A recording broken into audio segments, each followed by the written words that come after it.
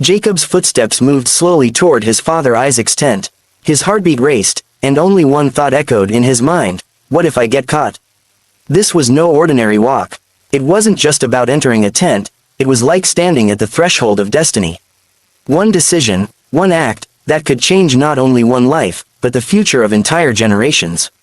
Isaac had grown old, his eyesight had dimmed, but the wisdom in his heart remained.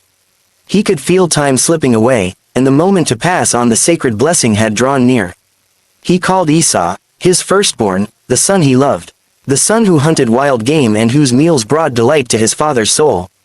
Isaac asked Esau to go hunt, prepare a savory meal, and return so he could bestow his final blessing upon him. But standing in the corner of the tent was Rebekah. Rebekah, the mother who knew what the Lord had spoken about the twins in her womb, that the older would serve the younger. She remembered the divine promise, and she decided the time had come. She called Jacob, the son she loved, and said, "Go quickly, bring me 2 choice young goats. I'll prepare a dish your father loves. You will take it to him, and you will receive the blessing." Jacob hesitated. A storm of fear surged within his heart. He said, "Mother, what if my father touches me? I'm not hairy like Esau. He will know I'm deceiving him, and instead of a blessing, I'll bring a curse upon myself."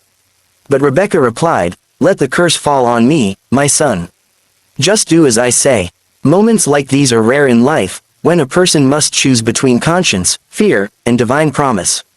Rebekah made her choice, and Jacob, a young man torn between the fear of God and obedience to his mother, stepped onto the path that would one day be called the road of destiny. Rebekah cooked the meal. She took the skins of the young goats and wrapped them around Jacob's hands and neck so he would feel like Esau. She dressed him in Esau's clothes, the clothes that carried a scent his father would recognize. And Jacob, cloaked in his mother's design, stepped into Isaac's tent. Imagine the weight of that moment.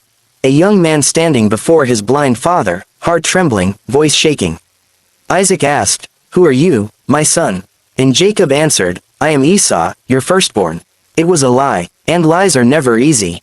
But sometimes, the path to truth winds through the valley of uncertainty. Isaac grew suspicious. He asked, "How did you find it so quickly, my son?" Jacob answered, "The Lord your God gave me success." Another moment, another step deeper into the fragile dance between truth and deception. Isaac said, "Come close, my son, so I can touch you and know whether you really are my son Esau or not." And when Isaac reached out, the goatskins on Jacob's arms convinced him. He said, "The voice is Jacob's voice, but the hands are the hands of Esau." Such a complicated moment, a father's inner sight clouded, while divine destiny took shape before his eyes. Then Isaac prayed. That prayer held the blessing God gave to Abraham, the promise of nations, of land, of leadership over peoples. Jacob received that sacred blessing. The moment the prayer ended and Jacob left the tent, everything changed. Soon after, Esau returned. He too had prepared the meal. He too came with hope. But when Isaac realized what had happened, he trembled violently. Esau cried out with a bitter and loud cry, "Bless me, me too, my father." But the blessing had already been given, and it could not be taken back. Esau wept. His cry was one of anguish, sorrow, and irreversible loss. He begged for a blessing, and though Isaac gave him words, it was not the same blessing. And in that moment, anger was born in Esau's heart. He said in his heart, "After my father dies, I will kill Jacob." Rebekah heard of Esau's plan. Once again, her heart moved to protect her son. She sent Jacob away, to her brother Laban in Haran. Once again, a mother's love became the shield against danger. This chapter in Genesis is not just about a lie, it is about destiny, agency, and divine orchestration. Sometimes, the decisions we face in life are blurred and heavy. At times, the line between truth and falsehood is hidden in the fog. But God's plan never fails. Jacob received the blessing, but he paid a price. He had to flee. He lived in exile for years.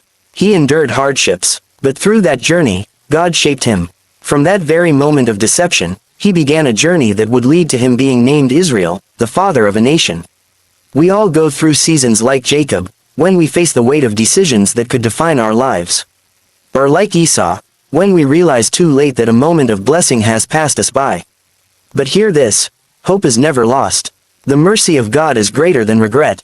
If your heart seeks truth, if you humble yourself, if you turn back to Him, He can carve a new path for you too. Today, life is calling you. It's a time of decision. Surrender your heart to the Lord. Step into the light of truth. Remember, the one who rewrites destinies is still at work. He can give you a new name, a new identity, a new future. Jacob's story is a reminder. God can use broken moments to build unbreakable blessings. If this message touched your heart, if you saw your own reflection in Jacob's story, then subscribe now to our channel Shining Truths. This could be the moment that brings blessing into your life. Because every day, we are bringing the light of truth straight to your heart. May God bless you, guide you, and lead you to a destiny far greater than you ever imagined.